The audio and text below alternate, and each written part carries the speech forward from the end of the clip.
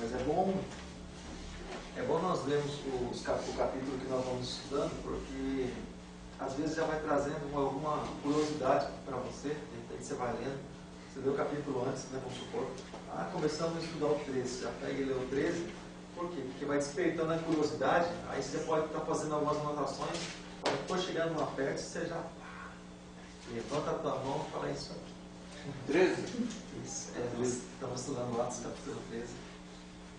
E é maravilhoso. A palavra de Deus é maravilhosa. Deus tem coisas maravilhosas nele lá.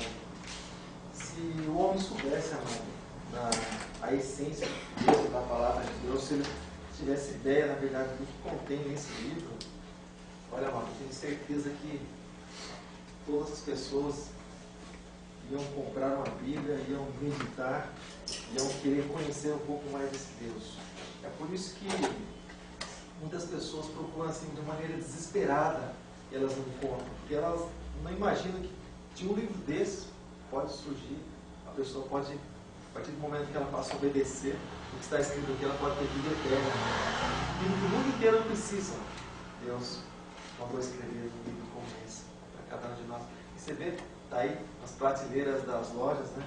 E muitos que estão em trevas passam assim, olha assim para a Bíblia. Eu vou comprar um livro de romance. Né? E vai para o romance e vai para baixo. Né? Deixa eu comprar, como é que é o negócio? Carícia, tititia, não sei o que, novela, revista, tanta coisa errada. E a palavra de Deus fica para trás. Aquilo que é precioso mesmo fica para trás. Tanta coisa a pessoa dá crédito, né?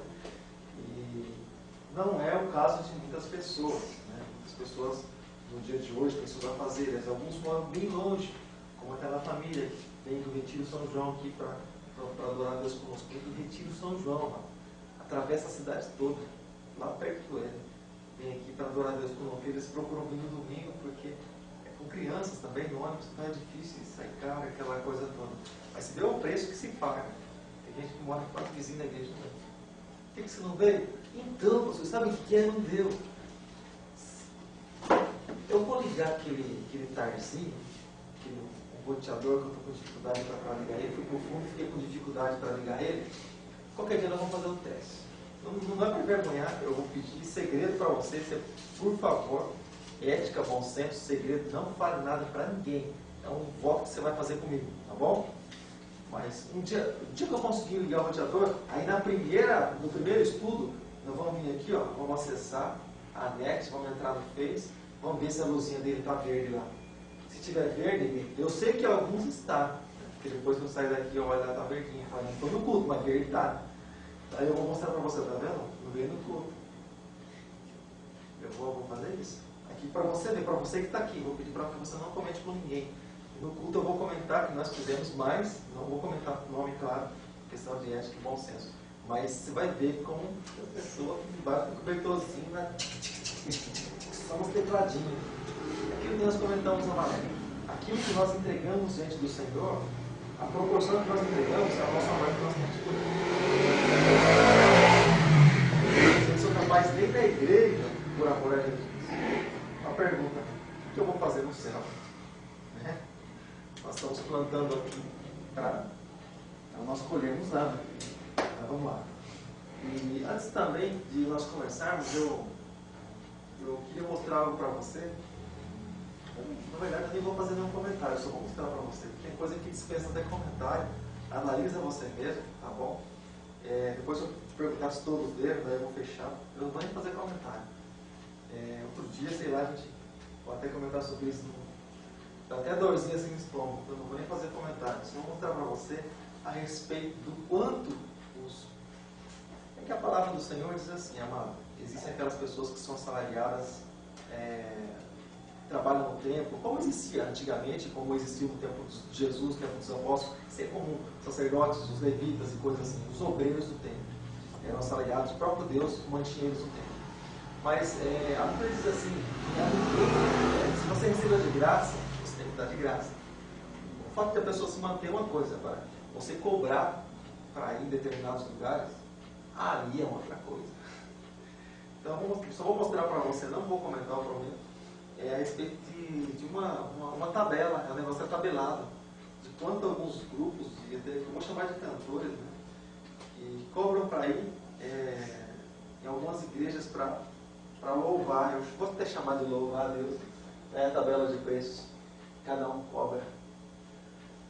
Então você vê que até onde chega, né? E o negócio se chama show gospel, porque é show mesmo. Tem muito a ver assim com a adoração. E olha esse aqui de baixo, lá. 250 mil. Você tá brincando? Tem que vender a casa, o carro, e a mulher, as crianças e eu também, para poder trazer. Então você vê você vê até onde chega, né? Chega até o extremo. Então é uma coisa assim totalmente abusiva, né? Esse valor, por exemplo, comentar um desses para vir aqui, ele tem que desembolsar essa quantia. Por aí. Pagar isso aí. Você percebe porque a gente valoriza os que estão aqui? Você percebe porque a gente valoriza? E são os cantores, né? Tem os pregadores que cobram também. Né? E quando você liga para convidar, por exemplo, um tal que Deus abençoe e o sujeito já está numa vida confortável, você pergunta para ele, você está para ele pregar na igreja, a primeira coisa que ele pergunta, quantos membros tem? Porque ele é popular e ele gosta de muita gente. Ele gosta de popularidade. Ele gosta de público. Dependendo da quantidade de pessoas, ele já nem vem. Depois que você disser que é um público que vai agradar ele, aí ele fala assim, eu cobro tanto, mas é hotel, isso e aquilo, e não sei o que no meu camarim, e tal coisa. Você vai cantar no inferno, então, porque aqui vai demorar um pouquinho. Dá pra dar um óculos ali, ó, 5 mil, mais barato. Você vê que até onde chega, né? Agora, 250 mil, fala pra você. É de amargar. Olha, 250 mil não dá nem pra ter uma vida toda pra... A vida toda você não vai conseguir trazer. Isso aí. Agora, e Jesus? Quando que ele cobrava para ir na casa das pessoas para abençoar? Quando que ele cobrava? Essa é a questão. Aí você diferencia de algo quando é cristão, de algo quando é feito para a glória do homem. Agora eu sou Jesus, ele já me abençoou, já me levantou agora. Porque funciona mais ou menos assim. Quando a pessoa é humilde, é mais simples, está começando, não cobra nada não. Ou você tem que vender lá, tá bom, é muito oferta. Ou pede para a igreja levantar uma oferta, o que der, tá bom. Funciona assim, no começo. Né? Depois já começa a se pôr uns valores assim, você fala, não, tudo bem. Depois já é taxa. Aí é imposto, tributo. Então funciona mais ou menos assim, né? Mas que o Senhor tenha misericórdia, né, irmão? Que o Senhor possa ter misericórdia. De graça recebeste, e de graça tem que dar. Hoje mesmo eu estava vendo essa parte aí, quando Jesus escolheu os 12 discípulos. Estava falando sobre isso aí. Não é nem para andar nem leopardas, né? Muito menos podem. O grande querido dia, né? O dia vai chegar, né? O dia vai chegar. Infelizmente Mas vamos lá. Amém, querido? Atos capítulo 13, você lembra onde nós paramos?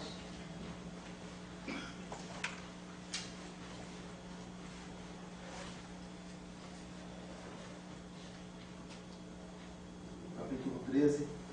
Nós fizemos um comentário, né, a respeito de Bar Jesus, né? Fizemos um comentário depois, que é Limas, né? Depois fizemos um comentário a respeito desse moço mesmo, né? Que ele procurava separar procônsul, né? Da pregação do Evangelho, né? Procônsul Sérgio Paulo. E você lembra o que é procônsul, não? Eu já ouvi falar. Você se lembra que é procônsul? Só para a gente começar aqui. Então, vamos lá, fala procônsul. Vamos lá, procônsul. É governador. De uma província. Amém? Então, de uma província, de uma pequena região que a própria Roma, ele dava ali, liberava para que a pessoa pudesse governar. Ele era chamado de procônsul. E a mando de Roma, né? Então, esse Sérgio, esse encantador Elimas, Paulo estava pregando, ele procurava desviar a atenção de Sérgio Paulo, que era o procônsul, que era o governador, para que ele não ouvisse a pregação do Evangelho, né? Falamos sobre esse assunto, que essa também é obra do diabo, né?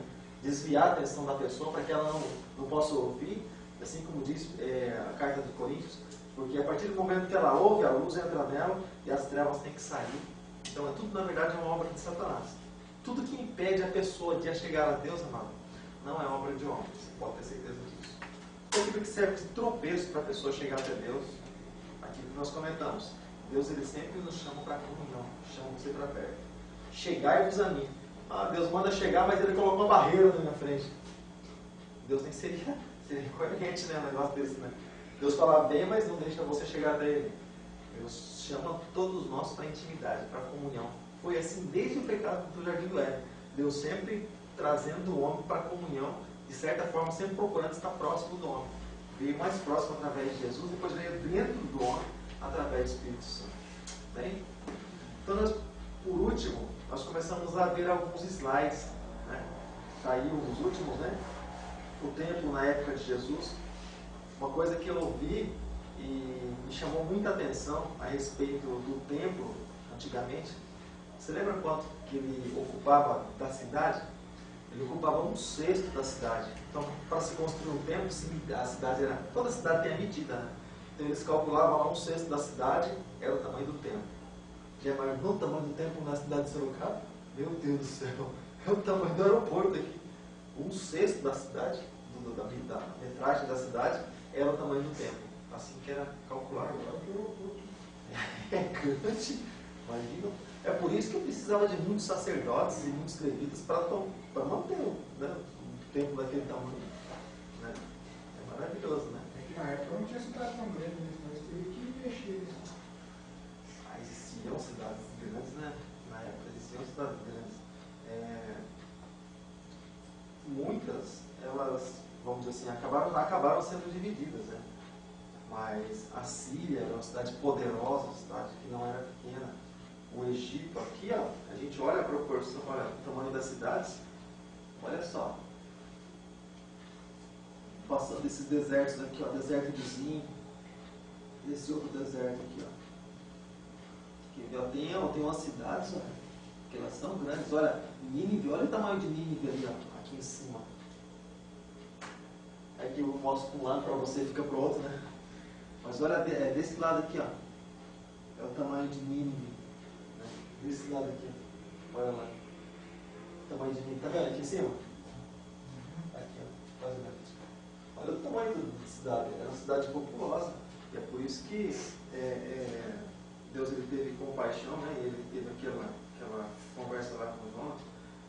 Mas é claro que nos dias de hoje, se olhar para a cidade do estado de São Paulo, é que na verdade a cidade, hoje, as cidades elas não eram assim tão pequenas, mas a população em si, né? É que nem hoje, por exemplo, as pessoas elas abrigam na cidade de São Paulo, você fala assim, mas como é que pode ter tanta gente assim na cidade, né?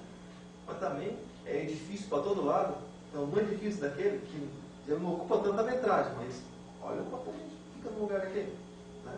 É muita gente, né? Por exemplo, assim, Roma já existia na época de Jesus? Existia. Já existia? Um dos atritos que Jesus teve a respeito desse assunto, e um dos motivos pelos quais Jesus foi rejeitado, por quê? Porque eles acreditavam que Jesus ele vinha para livrar o povo, né, o povo judeu, o povo seu, da opressão de Roma. Eles criam que o Messias vinha para Mas era a livrar. mesma Roma da capital da Itália? A mesma Roma. E continua safadona do mesmo jeito. Continua perseguindo o cristão do mesmo jeito. Continua. E a gente estava até vendo. O engraçado é que na Bíblia não fala sobre a Itália, então, será? Porque assim, muitas coisas mudou, né? Fala sobre Itália. Fala Espanha. Eu já li a Bíblia de ponta a ponta e muito. É que é muita coisa. Então, por isso que a questão que a gente comenta a respeito da leitura da Bíblia, eu comentava com um irmãozinho hoje, antes de entrar no ônibus, a gente comentava sobre isso. Não, Chipre é tudo bem, né? Mas agora a Itália, assim, eu deixo falar Roma, os romanos e tal. Porque quando a gente se preocupa assim, Porque quando a gente se preocupa assim na leitura da Bíblia, a gente quer atingir meta. Pode ler um capítulo, amanhã mais outro, depois amanhã mais dois. Então muita coisa fica para trás. Não, mas... Então você vê que a gente está pegando versículo por versículo, ainda assim ainda fica muita coisa para Porque, trás. na verdade, a Bíblia eu já li acho que umas 2 ou 3 vezes durante a minha vida. Porque cada vez que você lê, você encontra coisa que hoje, não é isso aqui, é isso, né? Mas agora, a explicada assim, que Itália, Espanha, não tem lembrança do que visto ainda. Tem cidades que se fala até hoje, Damasco, né? Tem cidade que se fala até hoje. Ah, é Damasco, Fala sim. até hoje, não. Damasco, Oriente eu já Médio. vi. Bastante cidades que ainda existem. Algumas foram sitiadas, foram invadidas pelos inimigos, e eles tinham mania de pôr o nome, alguma coisa que eles queriam. Por exemplo, o César, por exemplo, ele tomou posse e colocou o nome da cidade de Cesareia, em homenagem a ele, claro, glória para ele. Isso é comum até nos dias de hoje, né? Então, por isso que muitos nomes daquela época desapareceram, porque eram sitiadas, eram tomadas contas e eram colocados outros nomes das cidades. Mas alguns nomes ainda permanecem. É como a gente estava comentando a respeito de Jerusalém, lembra? Jerusalém, é claro que existem cidades que o próprio Deus, né, nomeou, mas, por exemplo, Jerusalém se chamou Salém, Ariel, Jerusalém, e tinha outro nome que eu não estou lembrando agora, mas já teve vários nomes. Então, se tivesse mudado de nome mais uma vez, a gente ia ficar. Eu já não sabia, para mim Jerusalém sempre foi. Então tem muitas coisas assim que mudou de nome. Existem ainda, mas mudou de nome, então a gente fica sem saber. Mas existe. Então nós paramos aqui, né? No versículo 13. Mais algum comentário? Então nós paramos aqui no versículo 13, né? Eu coloquei o capítulo em cima, o escrito em cima do capítulo, e fiz uns comentários no rodapé ontem. Só fiz questão de colocar esse mapa aqui, ó, só para você ter ideia do lugar por onde os missionários passaram, né? O apóstolo Paulo, mais os irmãos que estavam com ele. Então diz assim, o versículo 13 do capítulo 13 também de Atos, diz assim: e partindo de Pafos, nós já comentamos sobre Pafos, né? Pafos e Salamina, nós já comentamos sobre esses lugares aí. E partindo de Pafos, Paulo e os que estavam com ele chegaram a Perge, né, da Panfila. Mas João, apartando-se deles, voltou para Jerusalém. João não é o João evangelista, mas João Marcos, né, aquele que tem o evangelho escrito. Mateus, Marcos, Lucas, João. Está escrito Marcos, mas é João Marcos, o mesmo que Pedro trata sobre ele também, lá nas cartas de Pedro, porque Pedro também teve essa participação. Então eu deixei anotado aqui, ó, Perge, só para você ter ideia, no mapa lá onde que é localizado, né? Lá perto de Laodiceia, lembra? Nós estudamos sobre as igrejas da Ásia Menor. Olha lá, Laodiceia, Sardes, Pérgamo, tá vendo? É que não está em português, né? Mas Pérgamo, tá vendo? Laodiceia, lá, e aí vai. Esmirna, tá vendo? Lá em cima, embaixo de Sardes, e aí vai. Olha o Tarso aqui embaixo, né? Paulo de Tarso. Então, partindo de Pafos, então, eles chegaram a Perge, né? E João, né, que era Marcos, né? Marcos, então, se apartou deles e voltou para Jerusalém. E até chegou a gerar um certo conflito, né? Esse retorno de Marcos. Mas olha só, uma visão aí da cidade de Perge, esse lugar onde eles estavam, né? Isso é só uma foto. Eu encontrei muita coisa, mas também estava um pouco sem tempo, né, para estar procurando, meio estreito, né, o tempo. Mas olha aí a cidade de Perge, uma das localidades, né? Então, vai informação a respeito de Perge. Povoada pelos hititas por volta do ano de 1500 a.C., Perge foi a capital da província romana, né? E os habitantes de Perge eram devotos da deusa Artemis. Então, naquela época existia muito essa adoração, essa idolatria. Cada cidade, praticamente, basicamente, tinha ali seus deuses. E Atenas que era o show de tudo isso. Tinha até um altar ao Deus desconhecido. Tantos deuses que eles tinham, tinha um altar ao Deus desconhecido. Engraçado, isso eu gosto dessas criações de Deus. Eu não dá a impressão que o pessoal era infantil demais. Infantil. Porque, por exemplo, alguém que faz um bezerro para adorar. Que propósito que ele teria em adorar um bezerro feito por eles mesmos? Isso que eu fico. O ser humano, ele tem muito essa coisa de apego. Então, o ser humano ele é assim. Ele é mais fácil assim.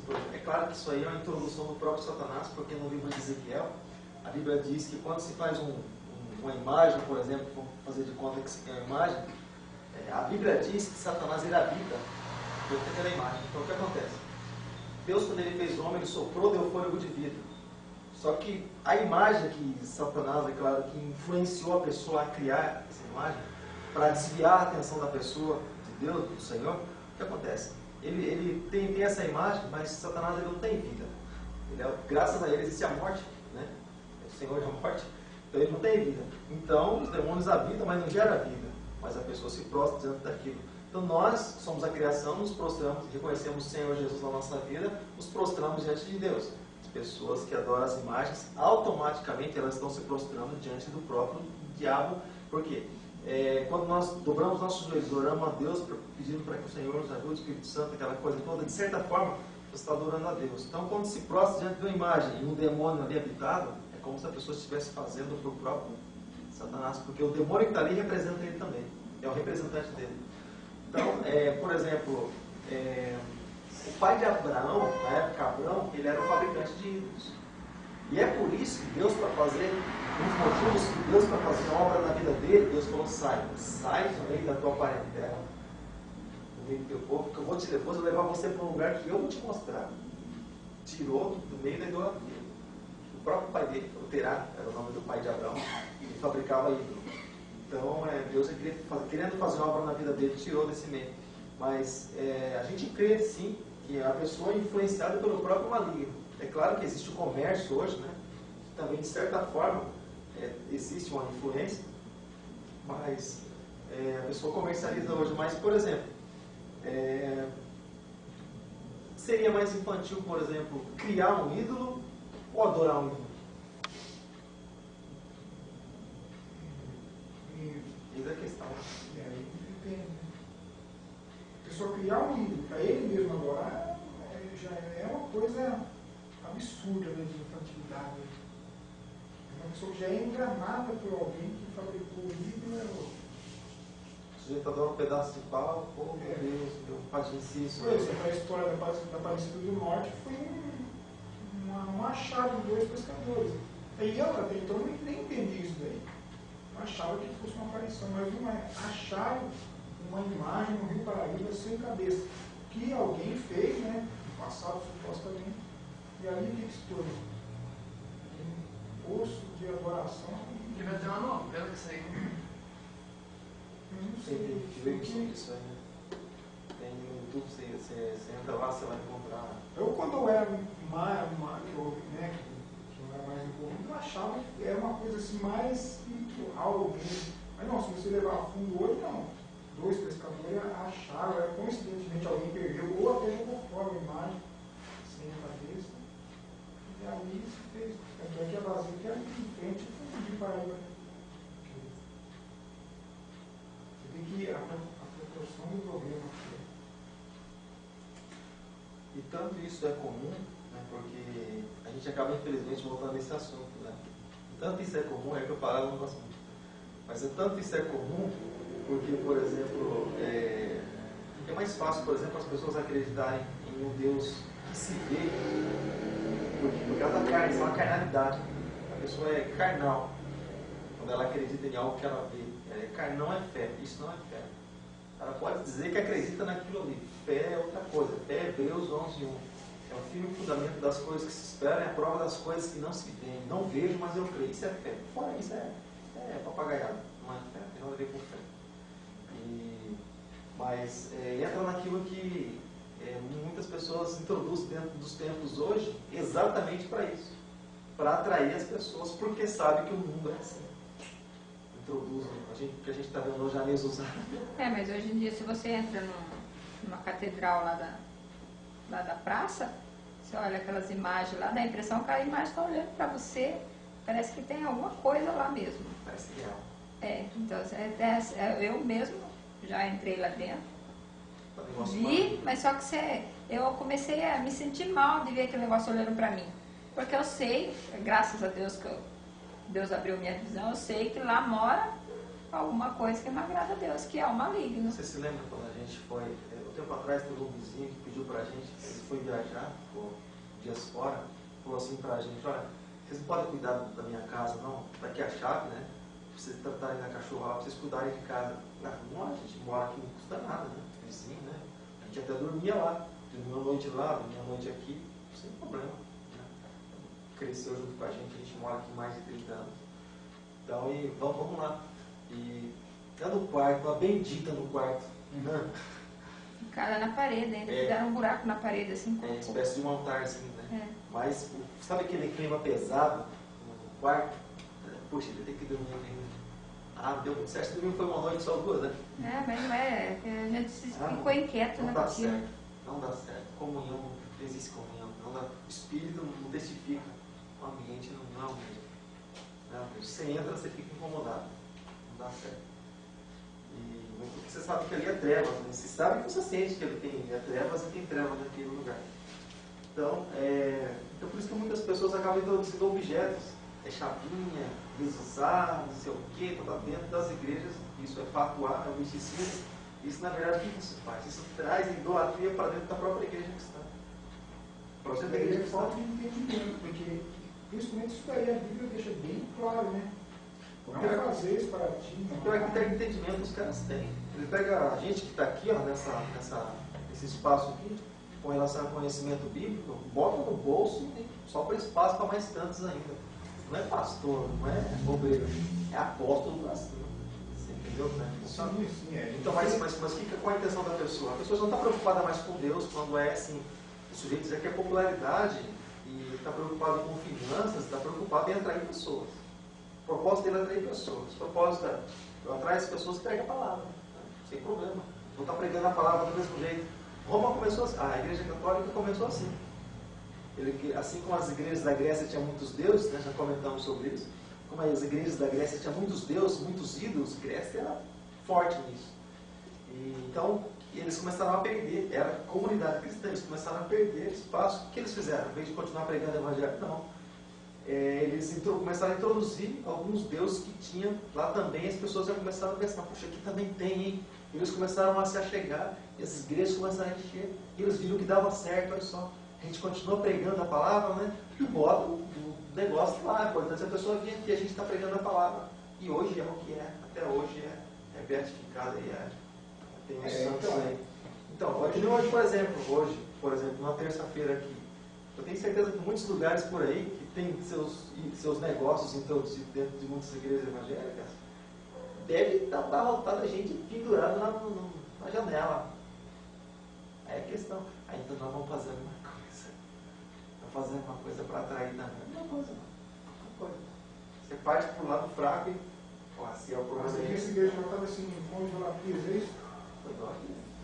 Porque tudo aquilo que, por exemplo, a partir do momento que eu dou algo para você, que você precisa daquilo para acreditar que Deus vai te abençoar, que você vai alcançar alguma coisa. Você sabia que na Bíblia Deus tem sempre um certo ciúme, assim, não sei assim, isso daí? A Bíblia diz que o Espírito Santo ele tem ciúme de nós. Ele fala, olha, oferecendo, eles oferecem o que é Baal e tal. Deus sempre fez essa separação. O povo acha que é excepção. Deus chama de separação. Aquilo que disse Elias lá em 1 Reis, a partir do capítulo 18, 19, ele falou assim, por que vocês ficam coxando entre dois pensamentos? Coxando dividido entre dois pensamentos. Ele falou assim, se vocês estão adorando, se Baal é Deus de vocês, então vão adorar a Baal. Se o Senhor é Deus, então adora a Deus. Ou seja, é como por exemplo, se alguém dissesse assim, se você quer servir a Deus, então sirva a Deus todo o teu coração, toda a tua alma, todo o teu entendimento. Você não vai precisar de nada mais para crer que o Senhor é Deus. E pronto. Você vai andar, assim como diz o apóstolo Paulo, não por vista, mas pela fé. Agora, se você crê que você precisa de tudo isso para crer em Deus, não, hein? Não a quantidade, sim a qualidade, na verdade. Então, você tem uma igreja abarrotada de pessoas, É. 99% vai para o inferno. É. Culpado de tudo, e esse que vos fala. Você imagina quando chegar diante de Deus, como é que fica um negócio desse? O foco das igrejas hoje é a prosperidade. Só que procura a essência da palavra prosperidade, você vai saber o que é prosperidade. Sim, mas... Prosperidade no bom sentido. É dinheiro, né? Na verdade, dinheiro, né? Então, assim, Bens materiais, né? prosperidade já é uma outra coisa diante dos olhos de Deus. Prosperidade já é uma outra história. O significado. Prosperidade bíblica, aos olhos de Deus, é outra coisa.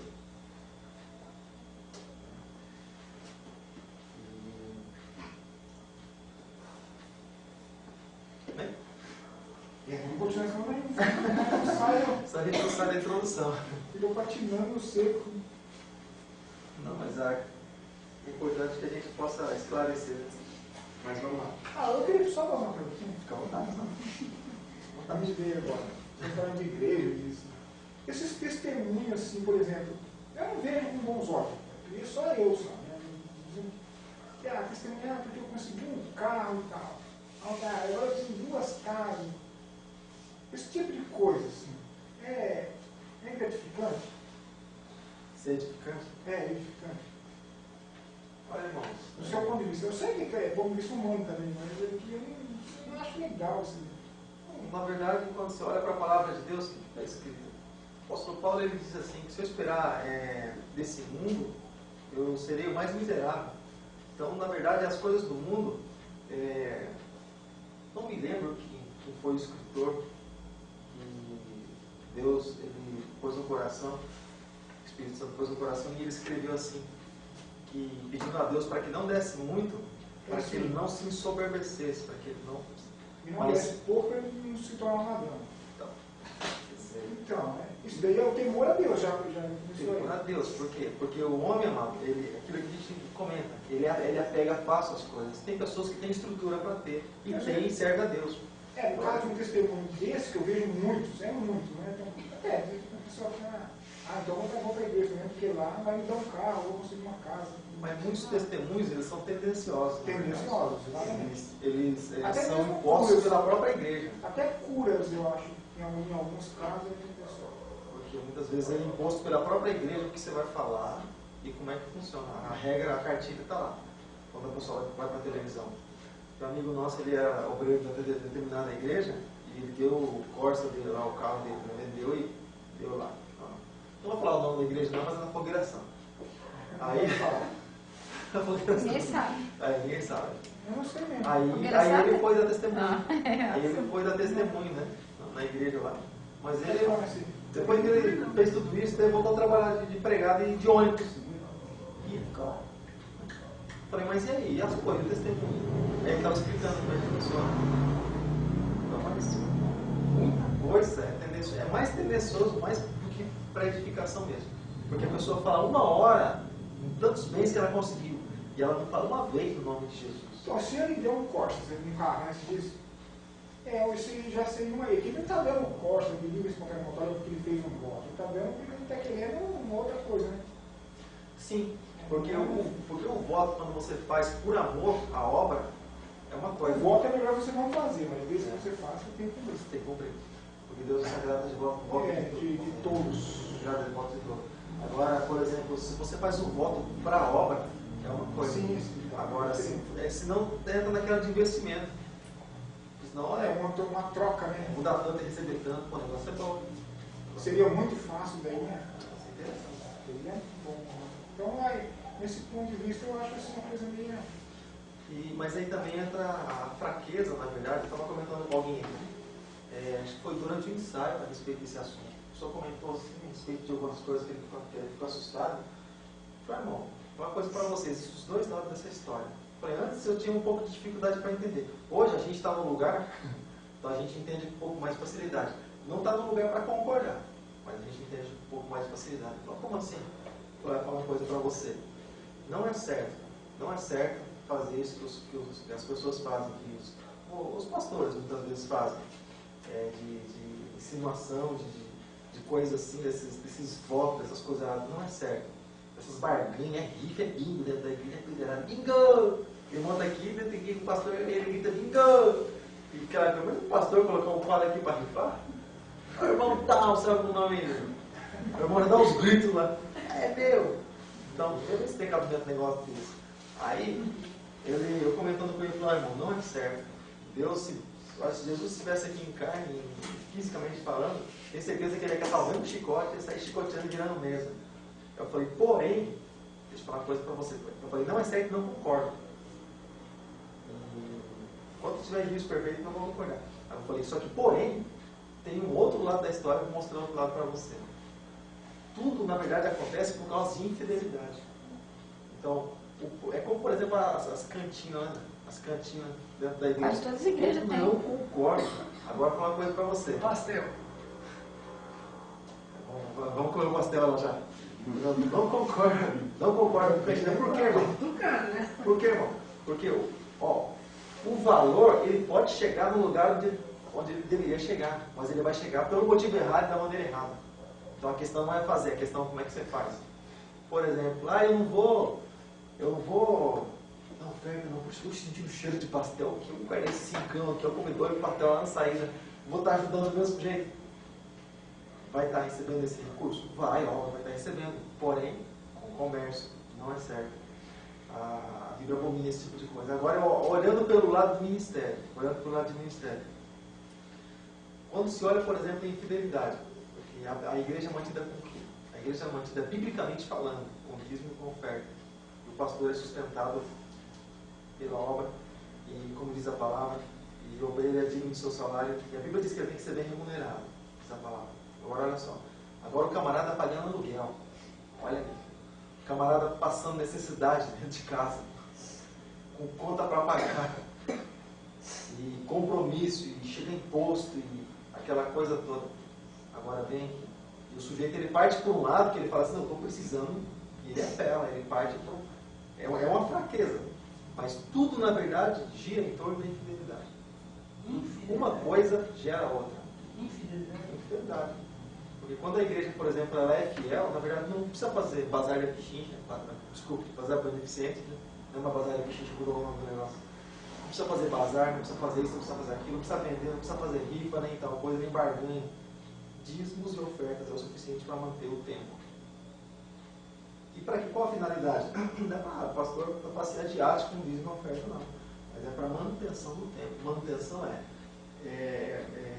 os que dependem, os que são sustentados pelo tempo, seja algumas igrejas, seja os cantores, seja o ministério de louvor, seja os pastores, seja o que é mantido pelo tempo. O dízimo e oferta é para isso. Você pode pensar assim, mas como é que funciona isso? Dízimo, amado, é 10ª parte de tudo aquilo que Deus colocar na minha mão. 10ª parte, tudo aquilo que Deus colocar na minha mão. Isso significa dízimo. O próprio significado da palavra já é esse. Oferta é voluntário. E aí o que os caras fazem a respeito de oferta? Como é voluntário, isso. Parte desse lado. Então você tem que dar, já dá um envelope carimbado, você tem que dar. Então, oferta, aquilo que diz lá, segundo aos Coríntios 9:6, que é aquilo que Deus colocar no meu coração, eu tenho que fazer com alegria. Isso é oferta, né? Dízimo. Dízimo é obrigação. Oferta é voluntário. Dízimo é dever do cristão, você não vai estar roubando a Deus. Oferta é voluntário. Aquilo que Deus colocar no meu coração. Dizem que tem umas igrejas que falam que oferta é obrigação também. Não. Ou tem uns que dá oferta e não dá dízimo. De todo jeito sai fora. É só muda o nome, né?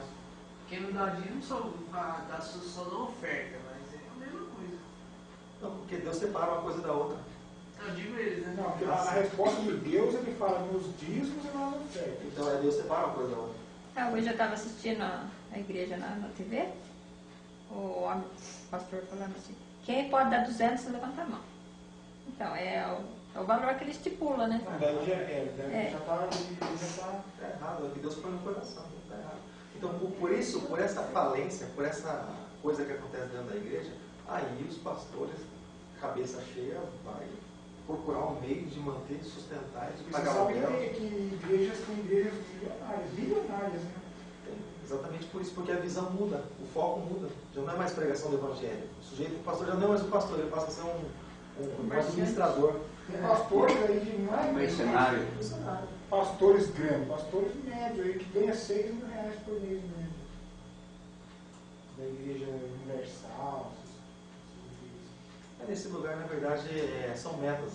Eles têm metas para cada um. Dependendo do teu lugar, dependendo do lugar onde você está, da região que você está, do tamanho da igreja que você tem, que você está pastoreando, ele estipula a meta. Você tem uma meta, não é meta de membro, meta de arrecadação. Você tem que arrecadar tanto por mês. Se você atingir a meta, você está lá, comendo aqui. Se não chegou no valor, Se ele você não sai atingir da a meta, igreja. se você não atingir a meta, você vai estreitando o caminho para você. Funciona mais ou menos assim. São metas estipuladas pelo. Mas eu achei igual que ele não comprou a produção. É mais ou menos assim. Lá funciona mais ou menos assim. Então você vê como é que funciona por aí. Mas tudo isso, na verdade, gira em torno de uma coisinha assim. Vai ter pastor também que não ganha nem o salário mínimo, né, Márcio? Lembra Tem da? pastor passando fome. Tem pastor passando necessidade, Não, mas porque vem igreja- aqui em casa e igreja comenta com a pequena. gente. Essas igrejas grandes, o pastor ganha bem. Nem tudo, porque tem igreja que é grande e as igrejas pequenas mesmo, o salário da pequena vai tudo para grande e quem toma conta mesmo não fica com nada. Depende da administração. Não fica com Tem- nada, depende do lugar. Tem igrejas que têm a administração espécie de um caixa único. Dentro do sistema da maçonaria. Por exemplo, a Assembleia de Deus trabalha com caixa único. Os pastores, na verdade, eles ganham ajuda de custo. A maioria deles ajuda de custo e trabalha por fora. Não deveria, né? Mas ajuda de custo e trabalha por fora. Porque o pastor, na verdade, ele deveria estar se dedicando ao ministério, como diz a palavra. Isso aí se torna mais uma profissão, porque aí se desvia do foco, né? Que é a palavra de Deus que tem que ser pregada. Se torna uma profissão. Olha, vou falar uma coisa para você. Quem dera ganhar almas para Jesus fosse uma profissão. Que se a profissão fosse o ganhador de almas, e isso fosse realmente. Mas a questão é que não é isso. Né? A questão é que já parte para o outro lado. Que profissão que é tua, matador, e você, eu sou ganhador de almas. Sedento por almas, pessoal. Carteira assinada, ganhador de almas. O homem ele é tão mesquinho que se ele começar a ganhar muita alma, sobe na cabeça dele. O problema é isso. O problema Ele não é isso. Porque até em A pequeno soberba já ministério, vem. até em pequeno ministério acontece isso. Soberba já vem a tomar Se conta. a pessoa canta bem, acha que é. Ele esquece do lugar onde ele saiu, por isso que existe Salmo 103. Diz Mas assim, infelizmente isso aí faz parte dos filhos do mundo. a gente tem que vigiar nossos passos. Faz parte. Mas tem muita gente grande, que é humilde. Né? Tem, então, sim, mas tem muita gente pequena que não é. Imagina quando eu crescer. Sai de baixo. Se Deus permitir, né? A gente estava aqui em Perge, né? Vamos ler um pouco mais. Vamos lá. Então, eles passaram aqui por Perge, né? Paulo e os que estavam com ele. Então, Perge está localizada a 10 quilômetros da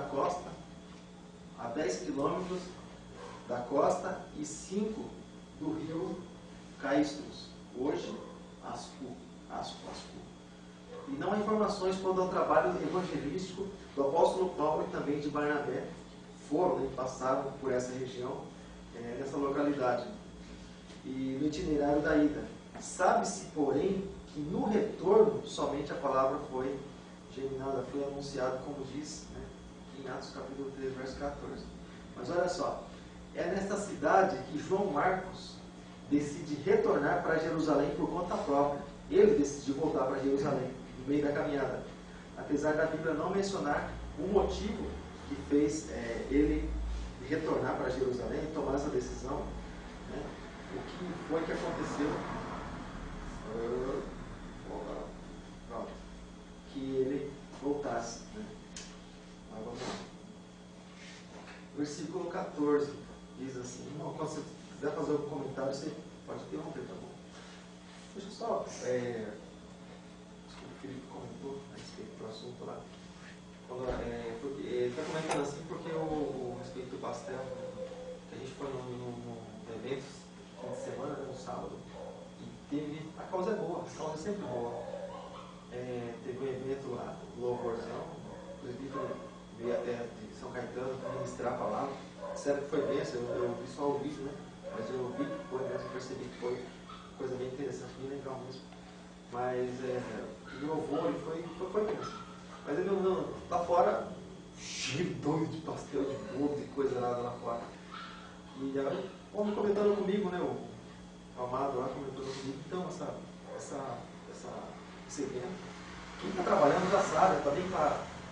E ele é 100%, tudo que a gente arrecadar vai para a gente comprar 100 Bíblias para a gente enviar para os missionários que estão aqui e estão indo para o campo. Né? Comprar 100 Bíblias e enviar. Causa boa? Claro que é. É 100, 300 Bíblias. 300 Bíblias, perdão, 300 Bíblias. Causa boa? Claro que é. Mas é assim que se faz? A Bíblia diz que não. Fidelidade. Igreja, os missionários estão aqui, ó. Chama as igrejas do ministério, os missionários estão aqui, eles estão tal dia para partir para o campo, a gente tem intenção de enviar 300 Bíblias, a gente vai arrecadar para poder comprar as Bíblias para mandar. É uma outra coisa.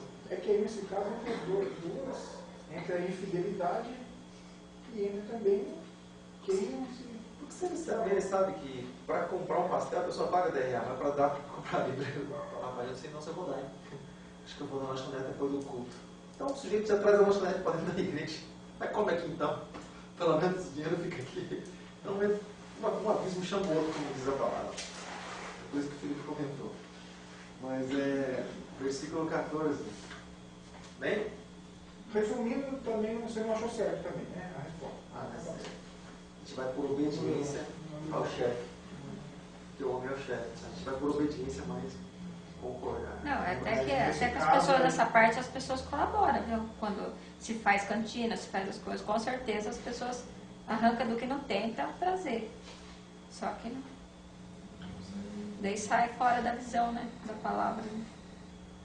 Mas você sabia que isso que você falou, Herodes crucificou Jesus também para não se comprometer com outra pessoa maior que ele? Pilatos, né? Então, Pilatos. O homem é o chefe, mas ele é errado, infelizmente. Então, porque a questão é quando você introduz, por exemplo, lá eu não tenho autoridade nenhuma. Sim. Não, mas nem vai, né? Então, não tem autoridade nenhuma. Agora, aqui, é outra história. Porque não faz muito tempo, faz bem pouquinho tempo que já comentaram com a gente, né? Poxa, está esquentando, hein? Vamos fazer um negócio do sorvete. Faz a preço de custo. Só para a gente fazer um negócio aqui. Pedindo para a pessoa errada. Está pedindo para a pessoa errada. Vamos juntar os irmãos, vamos lá na sorveteria, passar um dia gostoso. Fazer um negócio, né? Uma coisa gostosa para se fazer, né? Vamos juntos os irmãos. Quando fica um negócio lá de sorvete tanto, juntar aqui entre os irmãos, levantar uma oferta, a gente traz um negócio de sorvete aqui. Não precisa nem vender. A gente, já que a gente pagou mesmo, então vamos sentar aqui, hoje posso saber até virar os olhos. Tá feito, é uma coisa fácil. Dispensa o comércio, a gente pagou e pronto. Né? Agora, Não ficou vontade, né? pronto. Resumiu. Não precisa vender nem nada. Mas glória a Deus. Está lá. Versículo 14. Diz assim: mas eles passando de Perge chegaram a Antioquia. E entrando na sinagoga, os irmãos lembram como é que começou a sinagoga? Entrando na sinagoga no dia de sábado, que era o dia de descanso, né, que é o dia de descanso dos judeus, eles sentaram-se. Ou seja, eles sentaram para quê? Para a instrução da palavra. Olha só o comentário. Paulo e os que estavam com ele passaram ali por Perge, mas eles não pregaram o evangelho ali. Ou seja, por que eles não pregaram o evangelho ali? Eles chegaram tudo bem até a sinagoga, que era ali o lugar, mas só que nessa passagem, porque era costume de por onde eles passavam, eles iam anunciando o evangelho, eles iam anunciando a palavra, mas ali em Perge eles não anunciaram, eles não pararam para pregar o evangelho. Interessante, né? Então Paulo, o que aconteceu com ele? Paulo, pelos escritos que existem em outras cartas também, a gente consegue ter essa base, né? Paulo, ele possivelmente tenha tido, né, algum problema de saúde. E é por isso que muitas pessoas pegam aquele versículo isolado, que está escrito em Timóteo, onde Paulo pede para que Timóteo tome vinho, porque é bom para o estômago dele, porque Timóteo tinha esse problema, e devido à região que Timóteo estava. Então, existem pessoas que pegam o vinho, enchem o copo, pá, para dentro, socialmente, está escrito na palavra, eu estou aqui dentro. Por isso. Então, é passagem específica para... Então, é exatamente isso. Então, Paulo aqui também, ele apresentou um problema de saúde, né? E por isso que eles nem pararam lá. E por causa da região, porque às vezes eles passavam por região baixa, região alta. Então, aqui a gente já vai ver sobre esse assunto. Isso forçou, né, eles a passarem direto pelas terras baixas de Pérgia e ir diretamente para Antioquia, o lugar mais alto, cerca de 3.600 metros acima do nível do mar, que é um clima, né, mais agradável. Eles estavam na região baixa, região difícil. E mais tarde escreveu a igreja da Galácia, a carta que ele escreveu para os Gálatas, né, e ele falou sobre essa fraqueza da carne. Abra aí sua Bíblia em Gálatas capítulo 4, verso de número 13. Por isso que você chega a alguma conclusão, porque em outro lugar ele fala a respeito desse assunto. Gálatas capítulo 4, verso 13. Meu Deus do céu, outro lugarzinho para passar a hora. Gálatas capítulo 4, verso 13. Depois de 2 Coríntios. 1ª, 2 Coríntios. Você vai chegar em Gálatas capítulo 4, verso 13. Se alguém encontrar, por favor, pode ler para nós. Mas vós sabeis que por causa de uma enfermidade de carne vos preguei o Evangelho a primeira vez. Continua? Pode ler mais um. E aquilo que era para vós uma tentação em minha carne, não os desprezastes, nem o repelistes, mas me recebestes como anjo de Deus, até como Cristo Jesus.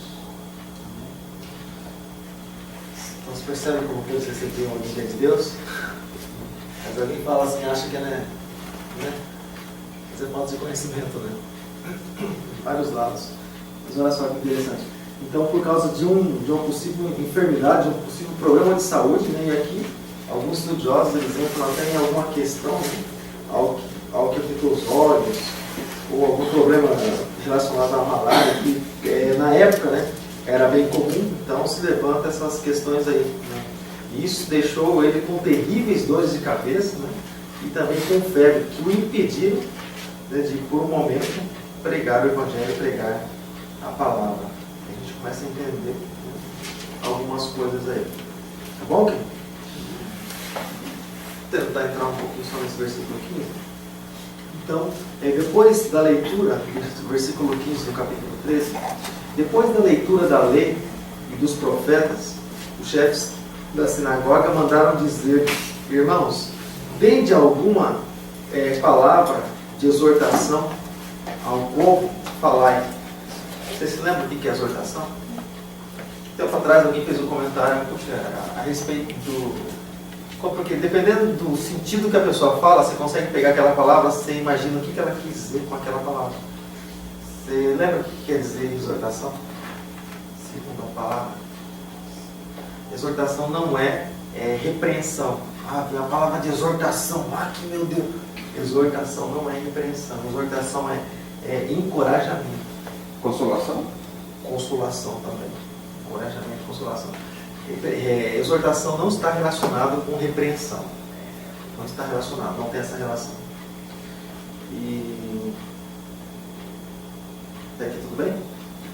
Então, porque era costume, né, das pessoas que depois que se lia a lei, depois de Salmos, depois que se lia a lei dos profetas, os chefes das sinagogas mandavam, né, alguém perguntar, e eles ficavam ali normalmente sentados, né, e eles perguntavam, né, se alguém tinha alguma palavra de exortação ali para o povo, então fala. Então isso era o costume dos principais da sinagoga, convidar alguém da congregação ali para ministrar uma palavra. E foi isso também que aconteceu com Jesus, né? No meio lá do culto, vamos chamar assim, né? Aí alguém deve ter feito esse comentário, alguém tem alguma palavra, aí Jesus se levantou, o moço lá deu o bolo para Jesus, ele procurou, ele estava escrito a respeito de Isaías, né? O Espírito de Deus está sobre mim, me ungiu para pregar, anunciar as boas novas aos quebrantados. Aí ele abriu esse lugar e aí ele disse: essa palavra se cumpriu hoje, que ele estava falando a respeito dele. Mas era costume, né? Depois, alguém tem alguma palavra? testemunho, alguma coisa.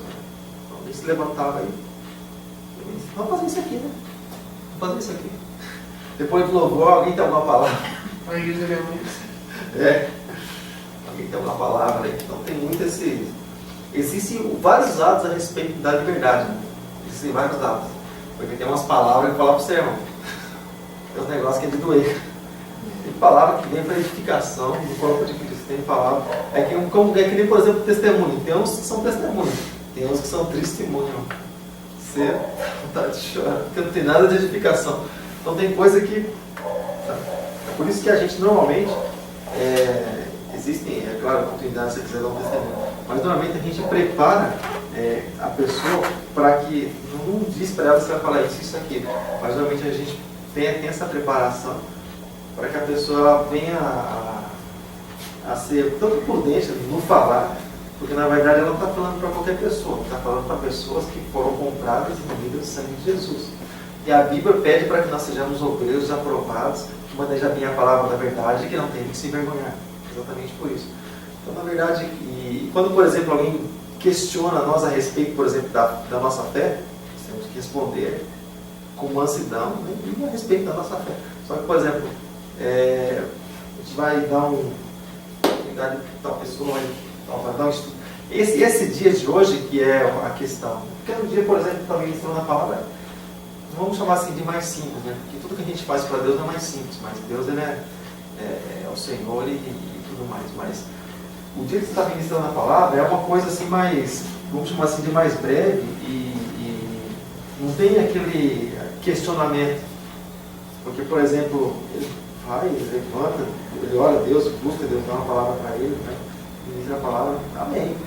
Mas ninguém vai questionar para ele, não entendi lá que você está falando lá sobre aquilo, como que é isso aí? No meio do culto alguém levantou, irmão, tal coisa, como que é isso? Explica para mim. No culto não existe isso. Então, a gente chama de ser algo assim mais simples exatamente por isso. Agora, a questão é o bate-papo. A preocupação nossa maior é do culto terça-feira. Por quê? Porque exige um pouco mais de você, para você estar. Porque você preparar um assunto para estar falando, tenho certeza que qualquer um dos irmãos vai preparar um assunto para estar falando. Agora, quando a gente começa a perguntar algumas coisas, aí é questão. Tem coisa que não é bem assim, né? Porque pode fugir do princípio de Deus e da palavra e por aí vai. Então, só para encerrar, então Paulo ele se levantou pedindo silêncio com a mão, ele se levantou pedindo silêncio com as mãos. Ele disse: varões israelitas, e os que temeis a Deus, ouvi. Então você percebe como que funciona a coisa. Então, deixa eu falar uma coisa para você. Então, uma das coisas que a gente sempre fala a respeito disso, quando você está ministrando, seja louvor, seja pregação da palavra, uma das coisas é trazer a atenção da pessoa para cá. Porque dificilmente a pessoa vai conseguir entender, ouvir ou receber alguma coisa de Deus se ela estiver olhando para o templo, os fios aqui, tal. Dificilmente ela vai entender alguma coisa, porque ela está viajando. Então tem que trazer a pessoa para cá, para esse lugar, para você. Se você tiver atenção, aí você pode ser usado por Deus para trazer uma coisa para ela, porque ela já está voltada para cá. Então a possibilidade de ela receber algo de Deus é maior do que se ela estiver dispersa. Não vai entender, na verdade, o que vai entrar do jeito e sair do outro, né? E sair do mesmo jeito, vai dizer. Então, tem tudo isso. Então você percebe o que Paulo faz como estratégia, né? Se levanta, como que está tendo destaque no meio deles, levanta a mão pedindo silêncio para não ter ninguém disperso. E olha só, varões israelitas que temeis a Deus. Ou seja, você teme a Deus? Então escuta. Se você não vai ouvir, é porque você não teme a Deus. Então você percebe. Você pode falar assim: nossa, mas esse homem falava duro, né? Não. O que Jesus falou? Os que são de Deus ouvem a voz de Deus. Os que são de Deus ouvem, dão crédito. Os que não são, não ouvem. Não vão dar crédito. Isso aí é natural. Então, o apóstolo Paulo está na palavra, né? E aí ele começa a estar ministrando, né? O Deus desse povo, o Deus desse povo de Israel, escolheu nossos pais e exaltou o povo, sendo eles estrangeiros na terra do Egito. Você lembra que ele sempre falava a respeito dos antepassados, que eram escravos, Deus libertou? Lembra que a gente comentou um tempo atrás? Paulo usa a mesma estratégia que os apóstolos usavam. Paulo faz isso também.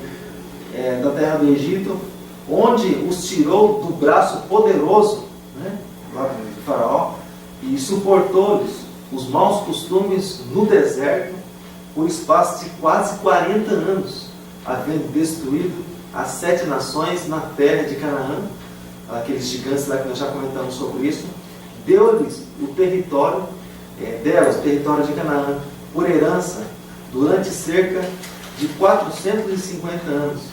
E agora, uma questão, né, a respeito dos rabinos, só para a gente encerrar, a gente continua na próxima terça-feira. Normalmente, os rabinos e os mestres, eles tinham por costume, você vê em algum momento, algum falando de pé, mas eles tinham por costume falar sentados. Normalmente eles não levantavam assim para... Normalmente eles falavam sentados. Normalmente, os rabinos da época, né? Jesus já falava com mais autoridade. Jesus, você vê por várias vezes ele se colocar de pé no meio da sinagoga, chama o homem que tem a mão atrofiada e tal, e faz o que ele tem que fazer. Mas normalmente, os rabinos da época, eles tinham o costume de ensinar sentados, era o costume deles. Tá bom? Então, semana que vem, para não estender muito esse tempo, semana que vem a gente continua. Então, a gente parou aqui no versículo do 16 ao versículo 19 do capítulo 13, não é isso? Então, eu vou até marcar aqui, para ficar mais fácil para a gente. A gente parou do versículo 16, né, daqui até o versículo 19 nesse comentário, tá bom? Alguém tem mais algum comentário para fazer?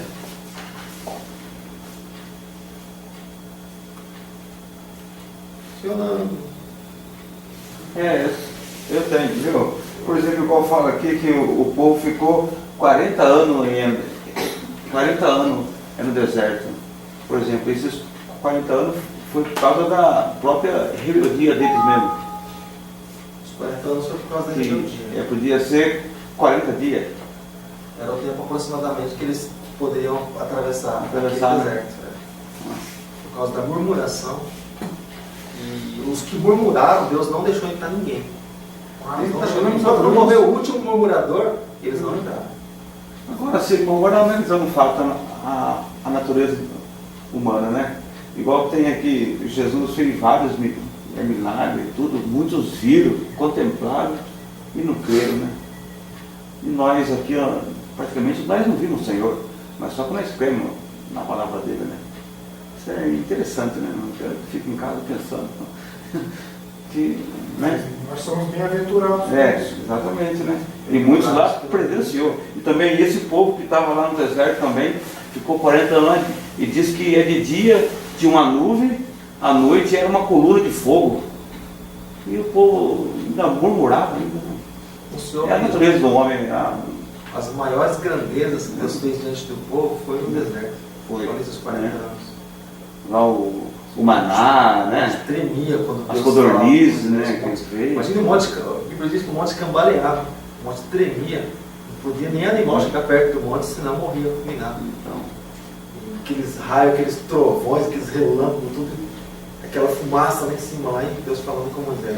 Ele falou de manhã uma coisa assim, a gente não chega, não consegue nem compreender, né? Então, tantas coisas que aconteceram e o povo não acreditou. E nesse espaço que Moisés estava lá e o povo estava contemplando lá um monte assim, virou as costas, chegou lá e estava adorando o bezerro lá. A natureza do homem é terrível, meu amigo. Hoje o privilégio nosso a gente viu tudo que aconteceu e a gente sabe como que é. Isso leva a gente a crer. Exatamente. Tem que ser sustentado pela palavra. É por isso que a gente tem que dar muita graças a Deus, porque é o mais pouco que a gente seja, mas está aqui, né? Hoje aí você vê por aí, hoje mesmo na hora do almoço eu estava lá, eu tenho uma Bíblia assim, eu estava lendo a Bíblia assim, tem uma árvore lá assim, eu almoço lá no refeitório, depois eu pego esse papelão, eu ponho no peito, lá fico lendo lá. Então o rapaz lá sabe que ele vai na congregação. Puxa, mas ele viu eu ali de baixo, lendo a Bíblia ali, sentou na minha frente e começou a falar umas porcarias. Puxa, eu falei, eu peguei e fiquei quieto, guardei a Bíblia, fiquei quieto. Puxa, mas que coisa, né? Sabe que a pessoa não sabe onde que está e nem que pensa, né? Mas esse amor, cara, sai da boca onde o coração está cheio, né? Também. Então Não é terrível, não. aquilo que ele sempre comenta, né? Não é placa, na verdade, aqui. Que sal. Placa não Isso só pode quem, né? pode estar de terra, ou pode estar tênis no pé. Então, a questão é você temer a Deus. Se ele temer a Deus, Deus vai sentir prazer. Agora, A Bíblia também vai. aí depois de falar aquele monte de porcaria, à noite pega o terno e põe em cima do corpo e fala, né? A paz de Deus, irmão. Dá um beijinho no rosto. E pior, irmão, que tem uns fardeiros assim lá que é tudo da né? Esse lugar assim e. Nossa, não tem nada a ver, ó. Mas fazer o que, né? A Bíblia também fala, a gente tem que suportar os fracos, né? A gente pode mandar a palavra, né? Pegar a palavra. Eu nem falo nada, né? Eu fico quieto, né? Mas eu fico quieto, porque tem a gente, né? Muita gente está começando agora e a gente vai criticar ainda, e a gente até entra em contradições ainda, né? Também ó, pegar e fechar a boca, que a gente tem que plantar para a gente colher, né? existe um tempo determinado para todas as coisas, né? Na verdade, a palavra de Deus era sempre um confronto. Sempre um confronto. Tá? Deus ele colocou a gente em lugares assim, na verdade, não só para trabalhar, não só para ganhar um sustento, mas para fazer a diferença. Porque tem muitas pessoas perdidas dentro da igreja. Mas eu fico mais assim, sabe? Eu fico mais assim, igual o Paulo ele falou, que nós somos uma carta ali pelas costas, né? Então a gente pega, eu fico em paz, entendeu? Não adianta você entrar em detalhes de debate. Eu não penso duas vezes. Eu penso duas vezes. Mais ou menos.